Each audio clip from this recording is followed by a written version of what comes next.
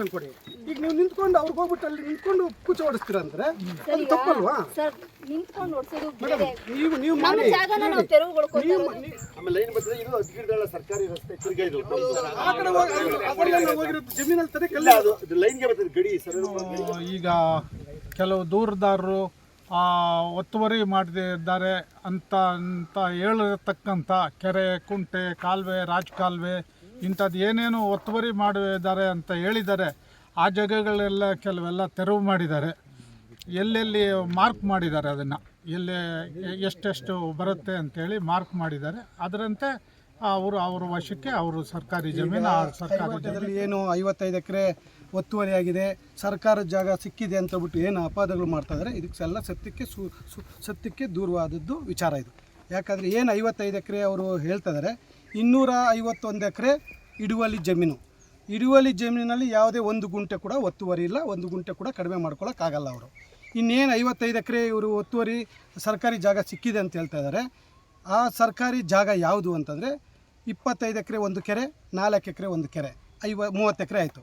ಇನ್ನು ಉಳಿದಿರೋಂಥ 20 ಎಕರೆ ಚಿಲ್ಲರೆ ಯಾವುದು ರಾಜಕಾಲುವೆ, ನಕಾಶೆ ರೋಡ್ಗಳು, ಆ ಜಾಗ ಮತ್ತು ಈ ನೀರು ನಿಲ್ಲ ಅಂಥ ಪ್ರದೇಶ ಒಂದು 5 ಎಕರೆ, ಒಂದು 2 ಎಕರೆ ಏನು ಮಶಾನ ಅಂತೇಳ್ಬಿಟ್ಟು ಏನು ಹೇಳ್ತಾ ಇದ್ದಾರೆ, ಈ ಜಾಗ 7 ಎಕರೆ ಜಾಗನ ಇವರು ಒತ್ತುವರಿ ಅಂತ ತೋರಿಸ್ತಾರೆ. ಅದು ಸರ್ಕಾರ ಸೊತ್ತು, ನಮ್ಮ ಈ ಓನರ್ಗಳಿಗಾಗಲಿ ಯಾರಿಗೂ ಸೇರಿರೋಂಥ ಅಲ್ಲ.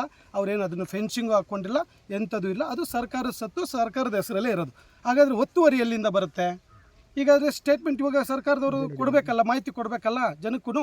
55 ಎಕರೆ ಸರ್ಕಾರಿ ಜಾಗ ಇವರು ಅಕ್ರಮವಾಗಿ ದಾಖಲೆಗಳನ್ನ ಸೃಷ್ಟಿ ಮಾಡಿರೋಂಥ ದಾಖಲೆಗಳನ್ನ 50 ವರ್ಷ ಪಡಿಸ್ಕೊಂಡಿದ್ದೀವಿ, ತಿಳಿಸ್ಬೇಕಲ್ವಾ? ಅದು ಬಿಟ್ಟು ನಾವು ಈ ಸರ್ಕಾರಿ ಕೆರೆಗಳನ್ನ, ರಾಜಕಾಲುವೆ, ನಕಾಶೆಗಳನ್ನ 100 ವರ್ಷಗಳಿಂದ ಇರೋಂಥ ಇದು ಒಂದು ವಿಲೇಜ್ ಅಂದಮೇಲೆ ವಿಲೇಜಲ್ಲಿ ನಕಾಶೆ ರೋಡ್ ಇರುತ್ತೆ, ಕೆರೆ ಇರುತ್ತೆ, ಕುಂಟೆ ಇರುತ್ತೆ, ಕಾಲುವೆಗಳು ಪ್ರತಿಯೊಂದು ಇರುತ್ತೆ. ಅದು ಎಲ್ಲೆಲ್ಲಿ ಇರಬೇಕು ಅಲ್ಲೆಲ್ಲೇ ಇದೆ.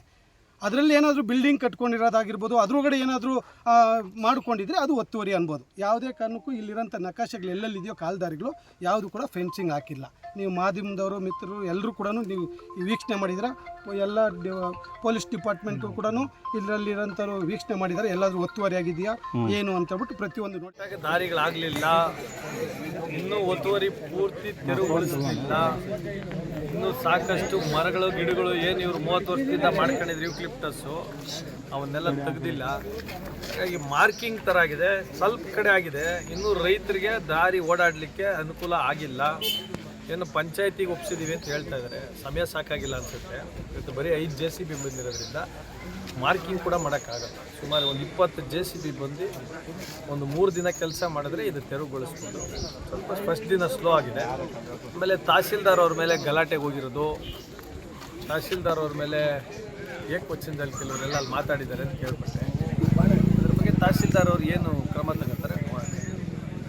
ತಹಸೀಲ್ದಾರ್ ಅವ್ರಲ್ಲಿ ಗಲಾಟೆ ಮಾಡೋದು, ಅಲ್ಲಿ ಹೇಳಿದ್ದೇನು ಯಾರೂ ಬರ್ಕೊಡ್ದು ಒಳಗಡೆ ಅಂತ ನನ್ನ ಸಾಕು ನೋಡಿದ್ದಾಯಿತು. ಮೀಡಿಯಾದವ್ರನ್ನ ಕೂಡ ಬಿಟ್ಟಿಲ್ಲ.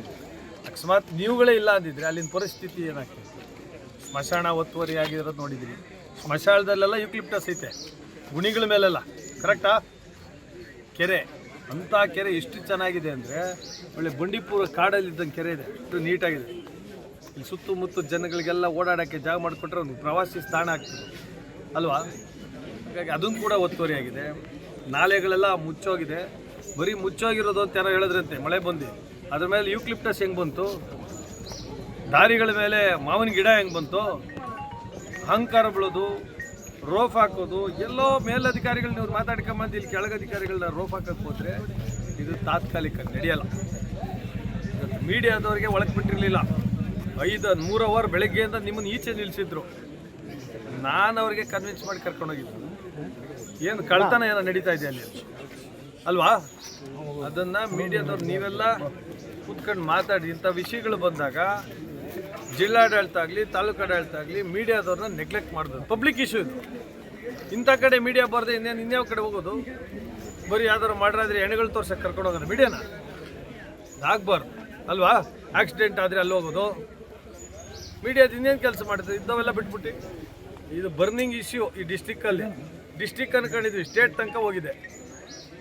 ಈಗ ಮಂಗಳವಾರ ಗವರ್ನರ್ ಅವ್ರ ಗಮನಕ್ಕೆ ಕೂಡ ತರ್ತಾಯಿದ್ವಿ. ಗವರ್ನರ್ ಅವರು ಗಮನಕ್ಕೆ ತರ್ತಾಯಿದ್ವಿ, ನಿಮ್ಮ ಜಮೀನು ಹಿಂಗಾಗಿದೆ ಅಂತ.